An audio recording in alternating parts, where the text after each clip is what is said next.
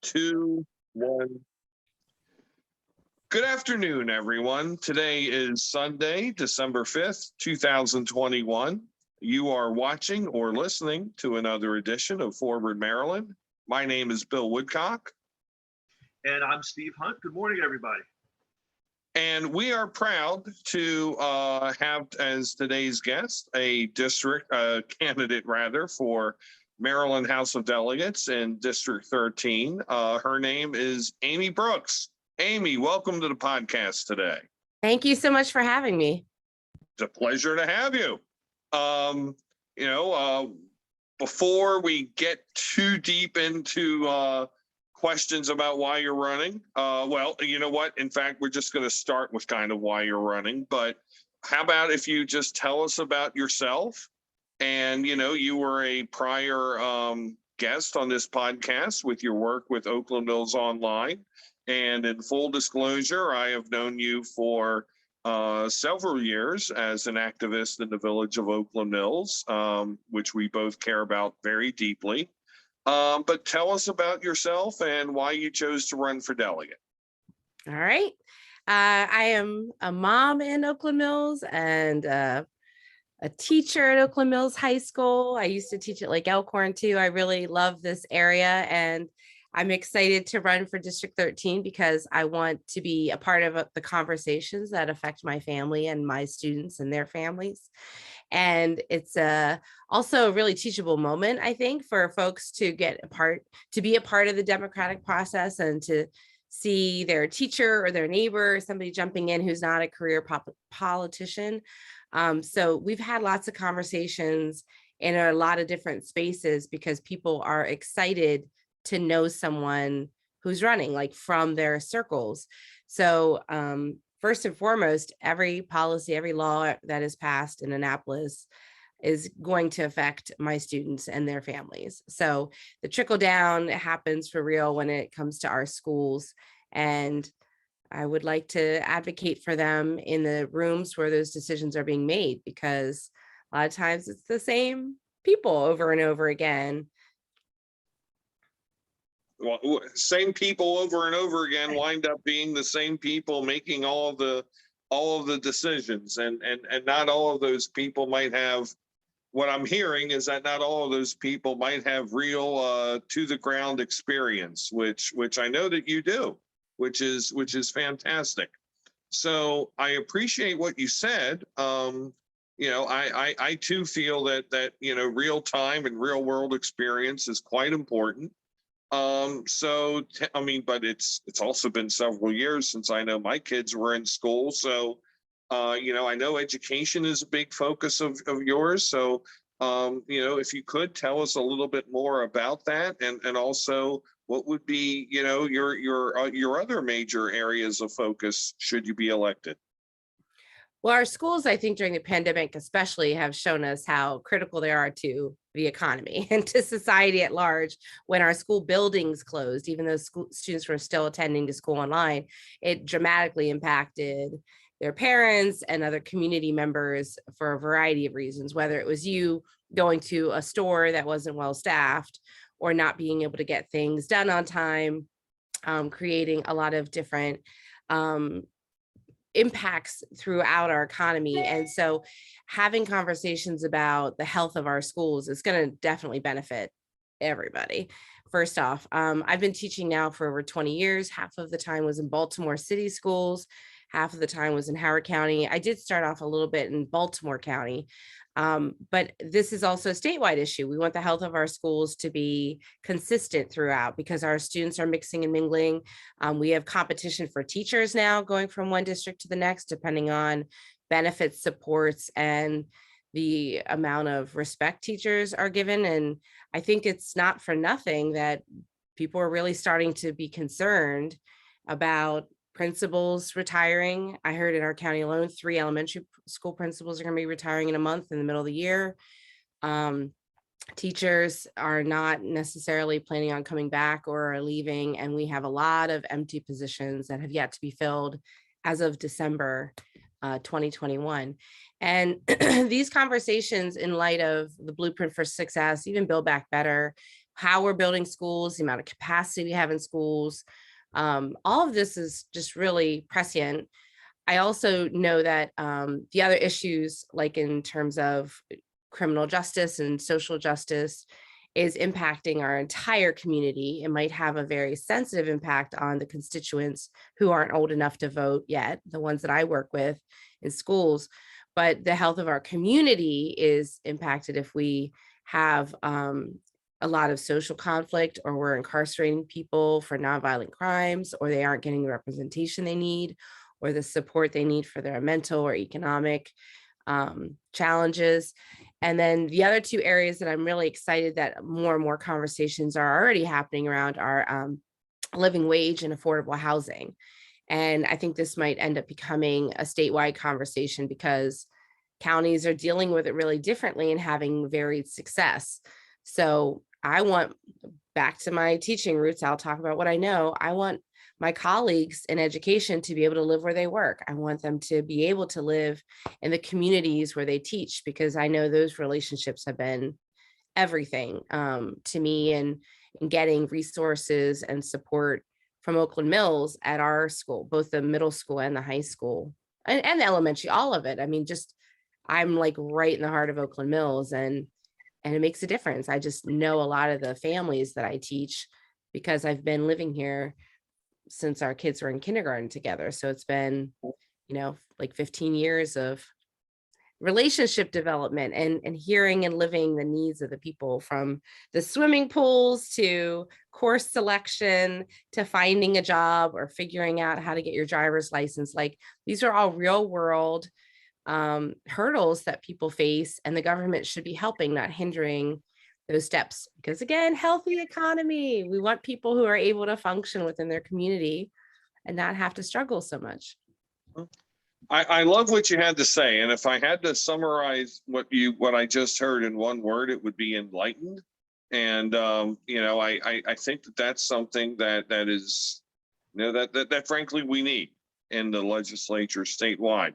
But I want to spin back a little bit towards District 13 for one more question before I hand it over to Steve, which is that within the past week, there is some new information gleaned about the race in District 13, which is that Delegate Shane Pendergrass, who served on the county council and then served as state delegate, has, I believe, a total of 35 years going into 36 years of service to the county and state, has announced that she's retiring at the end of her term.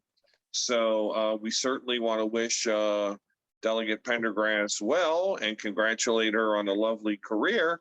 But the political reality of that is that she is one of the people who have been on the Team 13 delegate slate for delegate, and so she will no longer be on that. So if you could talk with us about what you see as a candidate, how that changes the dynamics of the race, the opportunity that it may portend, or anything that you have to, that you think about on that matter.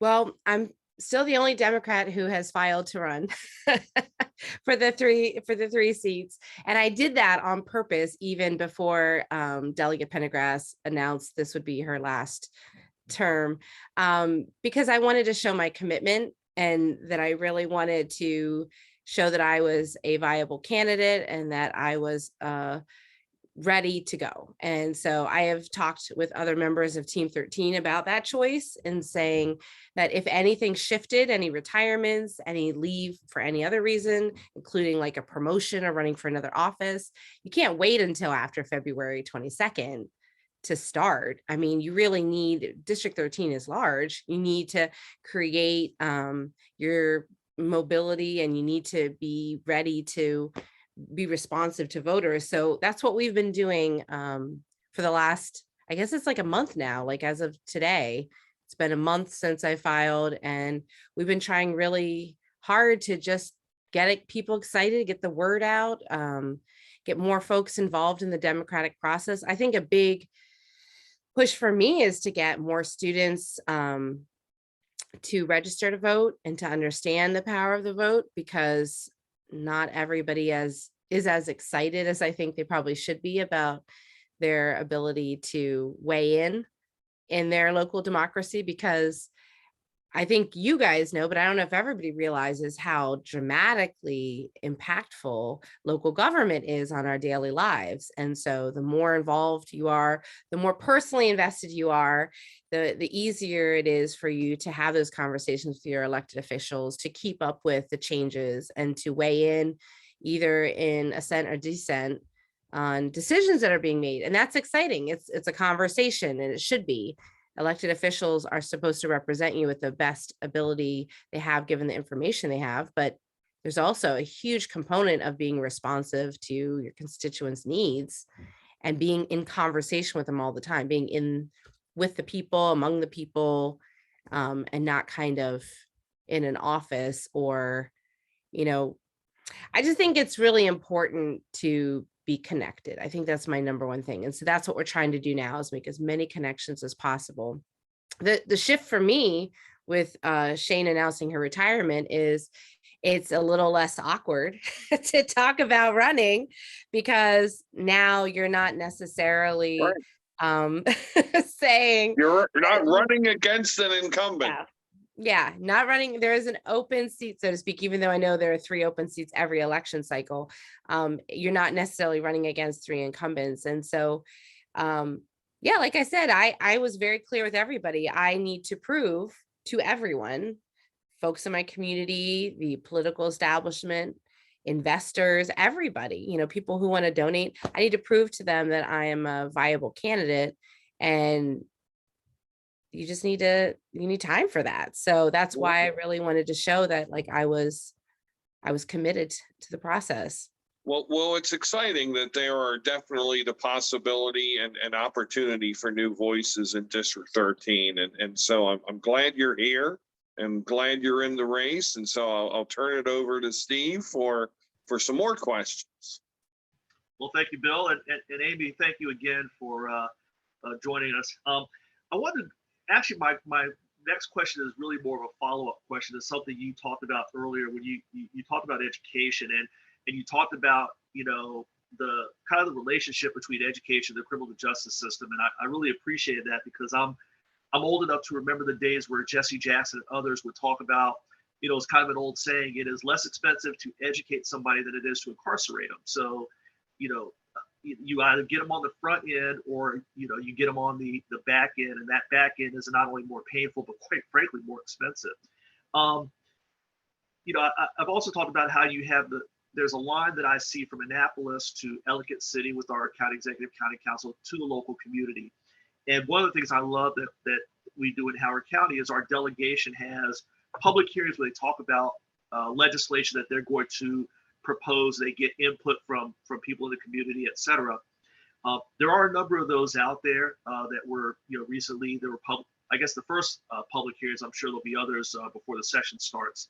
But the first one on the list was Delegate Atterbury from District 13, her legislation regarding SROs. And I raised that, one, as an educator, you're in the schools, you see that, the impact of that program, and I'm certainly interested in your opinions there. But also, and I don't know if our listeners are aware, there was an incident recently at Howard High involving a student, and the details are still kind of sketchy, so I don't want to make any accusations. The SRO there was involved later in the incident. I've got kids at school, so the video has certainly made its rounds amongst the students. So really, your comment on Delegate Atterbury's piece of legislation, and any comment you might have on the incident at Howard High, and then if there are any other pieces of legislation that have been proposed that caught your attention. I think that talking more about the criminal justice system is super important, because it's the human rights issue of our time. Mass incarceration is just a financial burden that I think we should reconsider. And it stinks, because there are a lot of people for a long time who try to appeal to folks through altruism and like it's the right thing to do. It's better for society if we have people who are given the supports they need and interrupting that school to prison pipeline or any other pipeline into the criminal justice system. And we do have the LEAD initiative in Howard County now, where they are identifying people from a lot of different branches of government before they have a record or before they get arrested, and try to interrupt that in a resource-based response instead of a punitive response.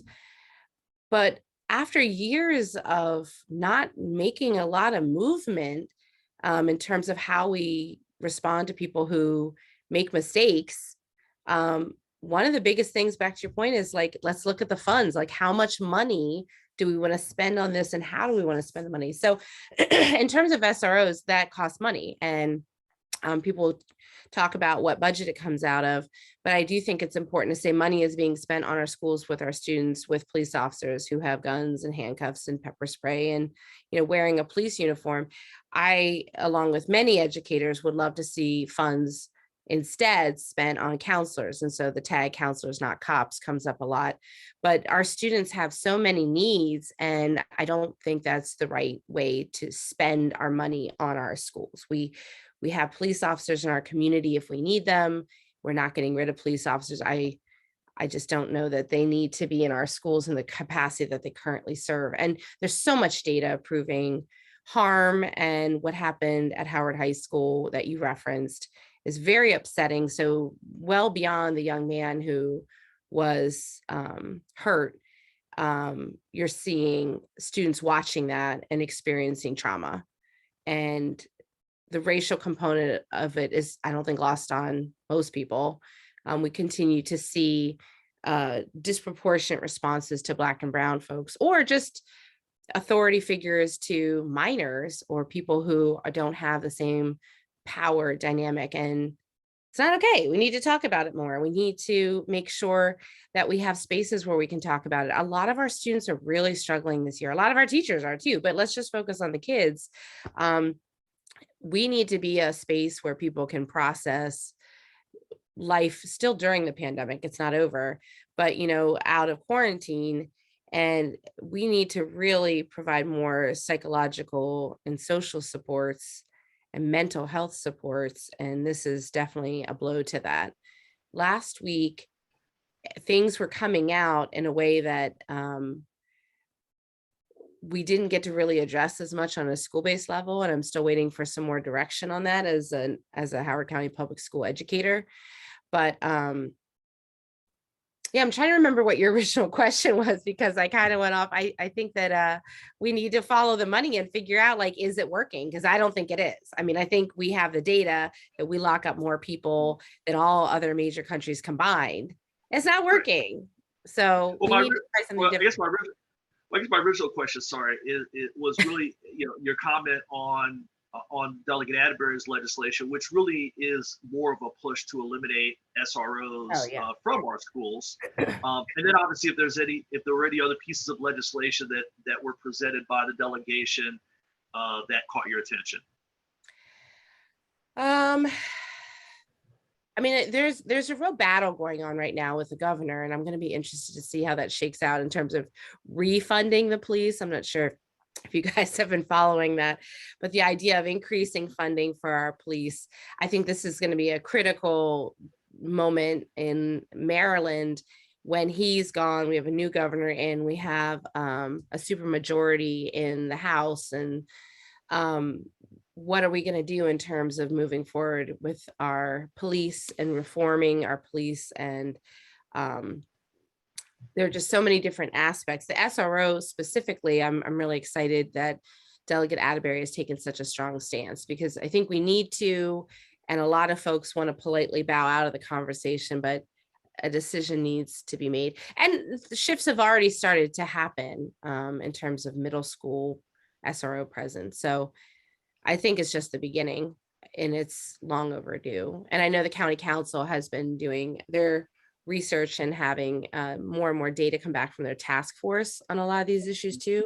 So I think everything is going to bubble to the surface like right around the same time this year and next year. It's going to be pivotal. Thank you. Appreciate that, Amy. I will, with that, turn it over to Bill.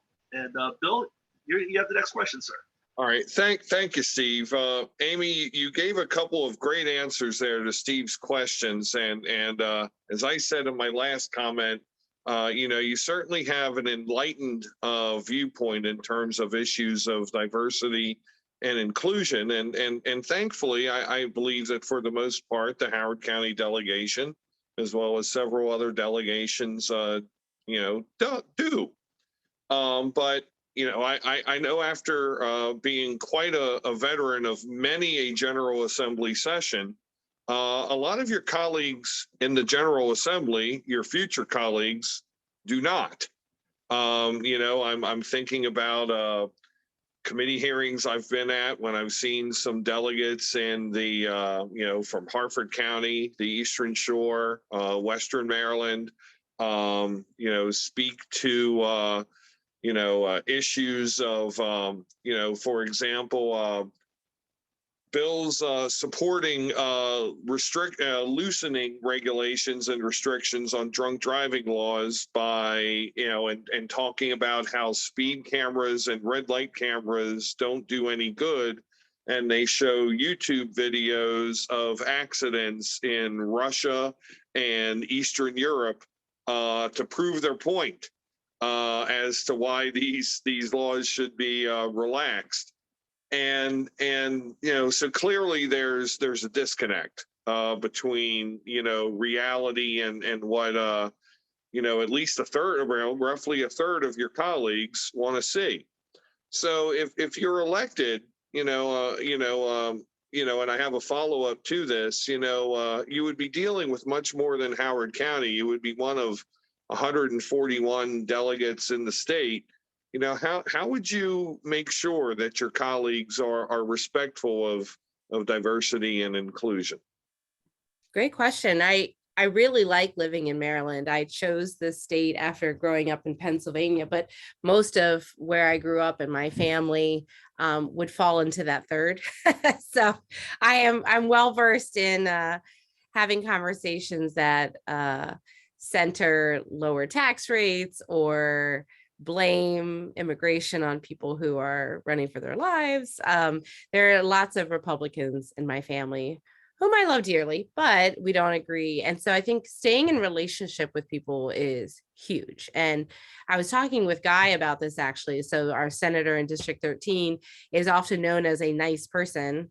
And he has talked to me about befriending people on both sides of the aisle and then working together on things. I think that's the only way forward. I don't think there's any other way. I don't foresee myself being antagonistic because that has never been my MO. I've worked with lots of different people in school systems around the state and in lots of different industries, including, waiting tables or being in a student role at Towson. And if you want to be successful, you need to stay in relationship with people. So my short answer is build relationships as much as possible, actually listen to people, don't talk at them, talk with them. And it makes me sad when people chalk things up to politics. I think it's all about being human and people wanting to defend their side and have their voices be heard. And as a teacher, I really try to center my students' voices as much as possible. When I'm advocating, I try to center my children's voices or my neighbors' voices as much as possible. Just to be like a mouthpiece for a lot of people. And that's why I feel like representational government feels like a good fit on the state level, because I really like all the different counties in Maryland. And I see so many, after living in the Baltimore County for so long and then Baltimore City for so long, I realized Howard County is unique in some ways, but we all want what's best for our kids. We all want to have safe neighborhoods. We all want to continue to see our investments prosper. Everybody wants to have access to housing and healthcare and schools that increase all of those things too. I mean, our school systems impact folks even who don't have schools age children for sure. So yeah, that commonality, I think finding the connections and building from there. And that feels very Pollyanna to me, and I'm okay with that. I think we have a lot of animosity in politics. I don't need to be yet another person who's going to be attacking folks. I That's not my personality. And that's not at all what teachers are supposed to be. So we take everybody as they are and we meet their needs as best we can.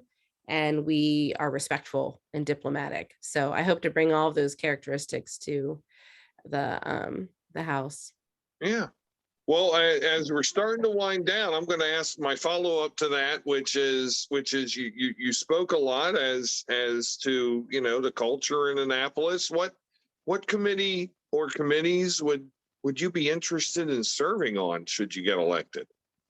That's an interesting question because I've been thinking about that, and I've been talking to folks. I mean, they're assigned, so I don't want to get like too attached to anything. Ways and Means has education in there, and there are a lot of cool like former educators in those spaces. I'd love to hang out with Eric Ebersol and some Well, other and really. the chairperson of the powerful Ways and Means Committee would be a district colleague, should she be That would be cool. reelected, Delegate Atterbury.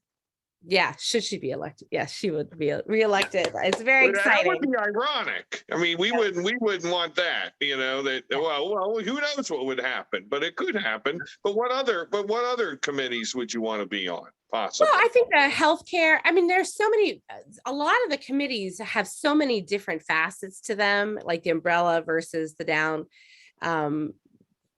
subcommittee. So, I mean, honestly, the way that I approach anything is I try to figure out what the problem is, who the voices are in those spaces, talk to them, do my own research, and make sure I usually do that first, that I have informed questions to ask them. And then I learn as much as I can about that topic. I'm not going to have an exhaustive knowledge of everything in advance, but like everything I've done, and like a lot of educators do in general, I see myself as a problem solver. I try to really figure out whatever I need to do. And I'm going to figure out whatever committee I'm in, who needs my help and what way I can serve. I know I'm going to be at the bottom of the totem pole for a while. So, I mean, that goes without saying, but I do think that's a really valuable time to develop relationships too, to really in a neutral way, connect with as many people as possible, learn as much as I can, and then step up in lead and however I can, because I want to be of service.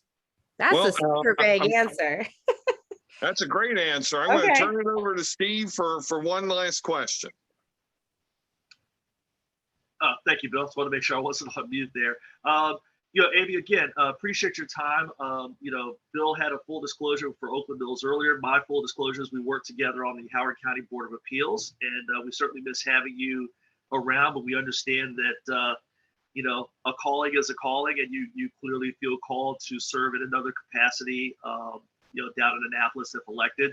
So, really just to wrap things up here, and again, our thanks and appreciation for you taking the time on a Sunday morning is, any final words you want to say to the voters, the citizens of District 13, to Howard County? And then, of course, the big question is, how do people get a hold of you to volunteer, to donate, to learn more about you, why you're running, what you're passionate about, et cetera? So, we'll turn the room over to you for, a few last items there.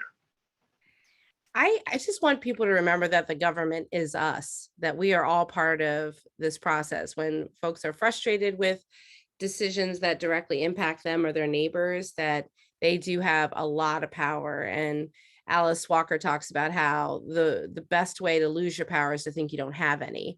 And we all have a lot of power. And I think that for the next generation of students who are coming up, I really want to be a face. I remember when Christy McAuliffe was on the Challenger, and that had a very sad ending, but I remember seeing a teacher go into space thinking, I didn't know that we could do that. Like, to dream a bigger dream for ourselves and to invite people who maybe aren't normally curated or ushered into the political scene the way that some elite folks are. I'm not saying in District 13, but historically in the United States, elite white men who had land were the only ones allowed to vote. And now things have shifted, and it's changing the way people see themselves in relationship to the government that creates the world we know in the United States. And my kids grew up with Obama, and I think that's everything. I mean, I can't imagine growing up. I grew up more with Reagan. and then Clinton. And so that definitely colored the role I saw for women. It just wasn't really there at all. So I'm excited about getting more and more people involved in making them feel hopeful about different entry points into our governing bodies in lots of different spaces beyond just the House. So we have CA elections coming up.